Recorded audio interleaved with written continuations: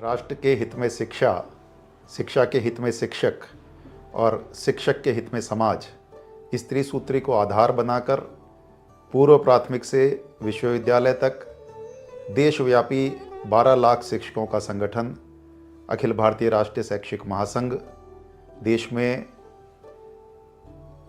शिक्षक और शिक्षा और राष्ट्र के सम्मान के स्थापना के लिए 36 साल से निरंतर कार्यरत है।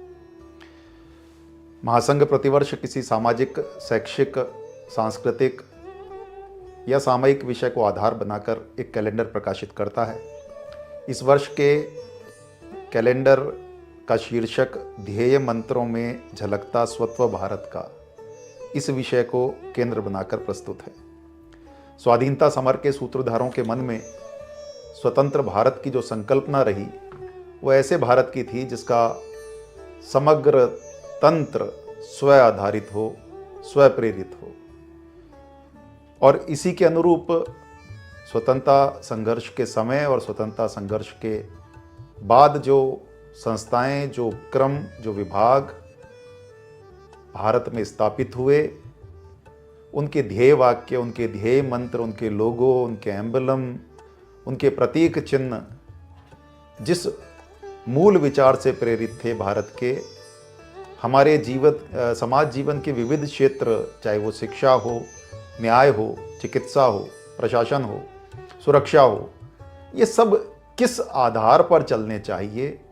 तो एक सपना था, सात्विक सपना, उस आधार पर सबकी सामूहिक सहमति के आधार पर ये नियत किए गए, ये तय किए गए। दुर्भाग्य से कुछ भ्रम और कुछ दुष्चक्र स्वतंत्रता के बाद ऐसे चले, स्वाधीनता के बाद ऐसे चले कि वो ध्येय वाक्य मात्र एक सील के पार्ट बनकर रह गए, एक सील के अंग बनकर रह गए। जो दिशा बननी चाहिए थी कर्म पथ की, वो कागज पर और भवनों पर मात्र उकेरी हुई रह गई। विस्मरण भी हुआ। हमारा उद्देश्य ये था कि हम समाज जीवन में एक दिशा देंगे पूरी दुनिया को।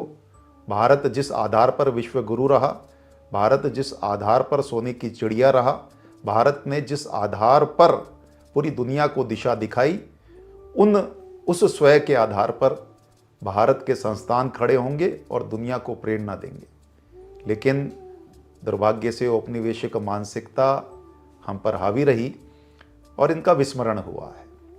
इसीलिए महासंघ ने ये कैलेंडर, इस वर्ष का कैलेंडर स्वयं के पुनर्स्मरण के लिए, पुनर्स्थापन के लिए और उसके आधार पर समाज जीवन के विकसन के लिए हम सब सचेत हों, उस दिशा में चलें, इस प्रेरणा से इस वर्ष का कैलेंडर महासंघ ने प्रस्तुत किया है। हमने कतिपय संस्थाओं, उपक्रमों के ध्येय वाक्यों को चुना है। एक बार पुनः हम सबके स्मरण में आए कि हमने क्या सोचा था उस समय जब ये सब कुछ चलना था। उस समय हमने क्या सोचा था। जैसे हम यदि प्रथम पृष्ठ पर चलते हैं तो हमने भारत सरकार का चिन्ह लिया, सत्यमेव जयते। भारत सदैव सत्य की उपासना में रत रहा है। भारत शब्द प्रकाश से आता है, वो भी इसी का मतलब है। यानी वैदिक साहित्य से लेकर रामायण, महाभारत और कबीर, तुलसी तक हम चलें तो सत्य की प्रतिष्ठा देखने को मिलती है। भारत इस आधार पर चलेगा, ये मूल बात थी। अगले महीने पर यदि हम चलते हैं तो ध्यान में आता है कि जो लोकसभा है उसका जो आसन है, वहाँ जनप्रतिनिधि शासन कर रहे हैं, वो किस लिए कर रहे हैं। तो वहाँ लिखा है धर्म चक्र प्रवर्तनाय, यानी राज्य का संचालन सुख उपभोग के लिए नहीं होगा, बल्कि लोक कल्याण धर्मी कर्तव्यों के लिए होगा। ये धर्म का चक्र चलता रहे, इसके लिए जनप्रतिनिधि थे। दुर्भाग्य से इसके विपरीत देखने को मिलता है। न्याय की बात करें तो यतो धर्मस्ततो जय, ये देखने को मिलता है सर्वोच्च न्यायालय की मुद्रा में। यानी धर्म के लिए जीत धर्म की होनी चाहिए, अधर्म की नहीं होनी चाहिए। भारत में धर्म और न्याय ये एक दूसरे से कभी अलग नहीं रहे, और इसलिए न्याय को धर्मनिरपेक्ष नहीं, धर्म सापेक्ष होना है। ये बात भी चूकती हुई दिखाई देती है। भारत की सेना दूसरे को पीड़ा पहुंचाने के लिए नहीं है, सौभाग्य से ये एक अच्छी बात है कि इसका पालन दिखाई देता है। एनडीए जैसी चीज़ किस आधार पर एनडीए बनी है, तो उसका उद्देश्य है सेवा परमो धर्म, सेवा के लिए, राष्ट्र की सेवा के लिए, लोक की सेवा के लिए। और सेनाएं किससे प्रेरणा पा रही है, तो देखिए नौसेना जल को देवता मानते हुए आराधना कर रही है। जल पर विजय नहीं पानी है, भारत का मूल विचार है। या कि भारत की जो वायुसेना है वो महाभारत में भगवान कृष्ण के रूप से प्रेरणा पा रही है कि आकाश सीमा होगी, आकाश से डरना नहीं है।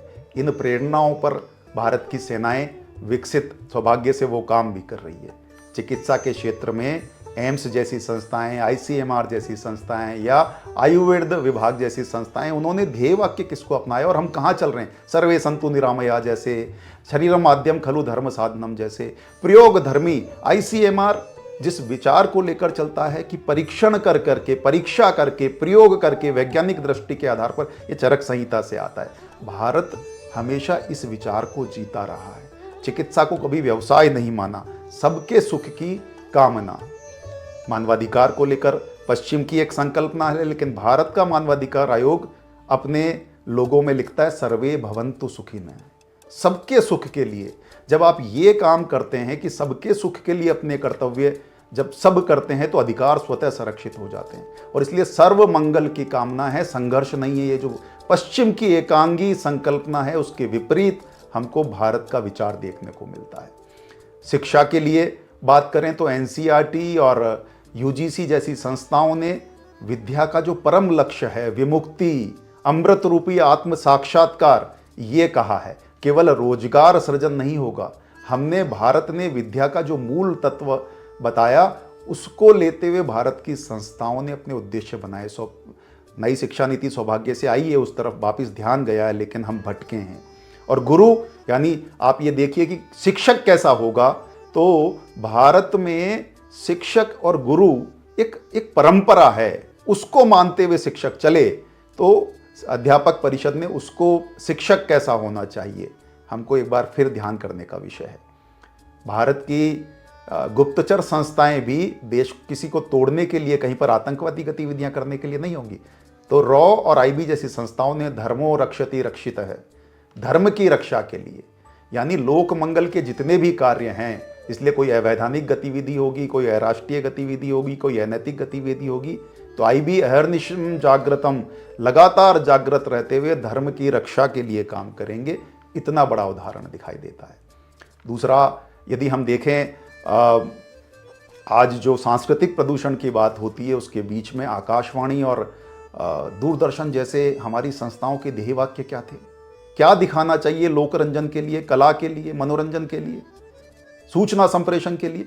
तो सत्य जो हो, जो शिव हो, जो सुंदर हो, जो बहुजन का हित करने वाला हो, जो बहुजन को सुख पहुंचाने वाला हो, ये व्यवस्था, ये भी हमको फिर याद करने की जरूरत, और इसलिए इसे कैलेंडर में शामिल किया है। इसके बाद यदि हम भारत की वास्तुकला और अभियांत्रिकी की बात करें, तो भारत ने दुनिया को दिखाया है, अनुपम आदर्श उदाहरण प्रस्तुत किए हैं। और इसलिए चाणक्य नीति, केंद्रीय लोक निर्माण विभाग चाणक्य नीति से लेता है, को अति भारो समर्था नाम। हमने वो करके दिखाया है, इस आधार पर चलेंगे तो दुनिया के सामने उदाहरण प्रस्तुत करेंगे। और इसलिए विद्या, तर्क शक्ति, विज्ञान, क्रियाशीलता, ये उस अकादमी का, भारत का मूल विचार ट्रेनिंग के लिए आता है।